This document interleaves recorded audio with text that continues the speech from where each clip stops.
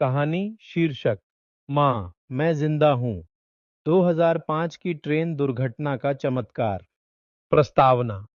2005 का साल आंध्र प्रदेश के एक सुदूर गांव के पास हुई एक ट्रेन दुर्घटना ने देश को हिला दिया था। दर्जनों यात्रियों की जान चली गई, कई लापता हो गए, पर उन्हीं मलबों के बीच से निकली एक आवाज ने रुला दिया। माँ, माँ, माँ। 8 साल का एक बच्चा जो 30 घंटे तक रेल के मलबे के नीचे दबा रहा जिंदा निकला। लोग हैरान थे, डॉक्टर दंग और बचाव कर्मी भावुक। बच्चा सिर्फ एक नाम पुकारता रहा, माँ।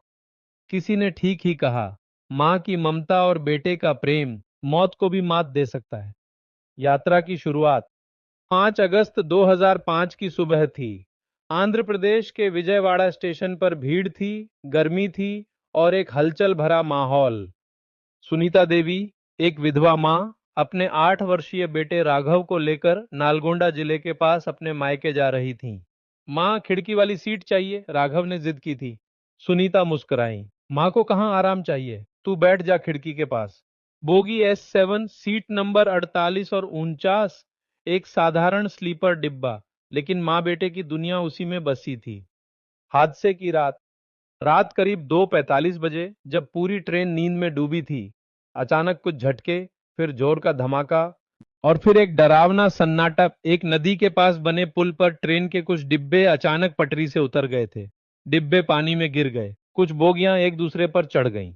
चीखें, अंधेरा, पानी और धातु की चरमराहट और फिर सन्नाटा। मलबे में फंसा बचपन।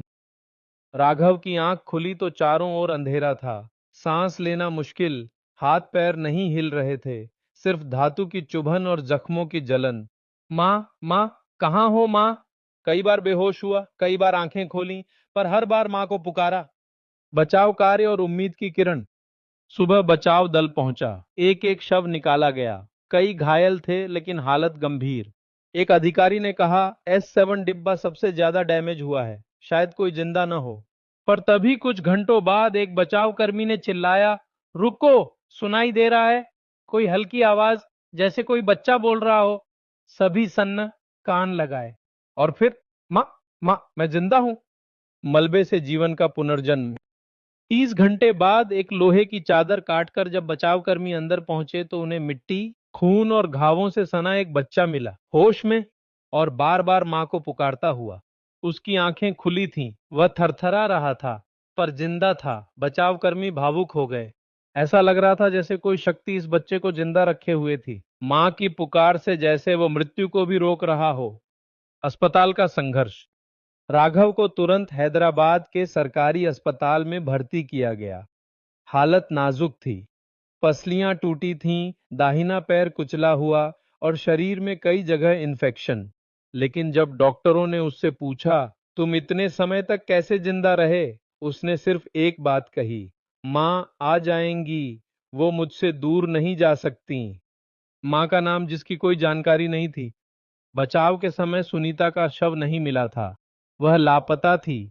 राघव को किसी ने नहीं बताया कि उसकी मां का कुछ पता नहीं है। उसने बस हर घंटे दरवाजे की तरफ देखा कि अभी मां आएंगी। अस्पताल में काम करने वाली एक नर्स ने कहा, मैंने पहली बार देखा कि कोई बच्चा दर्द में नहीं था, बल्कि इंतजार में था। मां का चमत्कारिक मिलना। 3 दिन बाद एक अज्ञात महिला को दूर के गांव से लाया गया।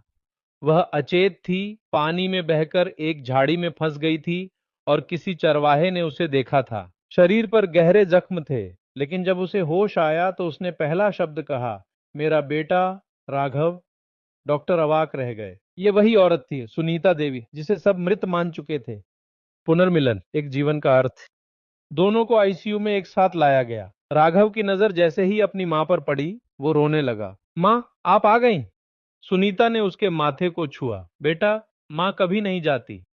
अस्पताल का पूरा स्टाफ रो पड़ा। डॉक्टर ने कहा, हमने विज्ञान से ज्यादा एक माँ बेटे की जिद और प्रेम को देखा है। मीडिया, देश और प्रेरणा।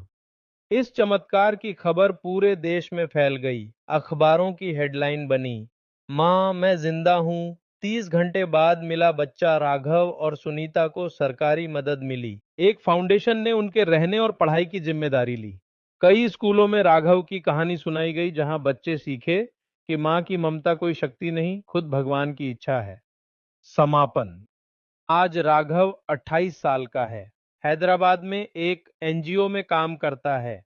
वह उन बच्चों की मदद करता है जो दुर्घटनाओं में अपने परिवार को खो चुके हैं। वह कहता है, मैं जिंदा हूं क्योंकि मेरी माँ ने मुझे छोड़ा नहीं, और जब तक मैं जिंदा हूं मैं किसी और को भी अकेला नहीं छोड़ूंगा। यह कहानी सिर्फ एक हादसे की नहीं है, यह माँ की उस आवाज की है जो किसी मलबे से भी बेटे को वापस खींच सकती है।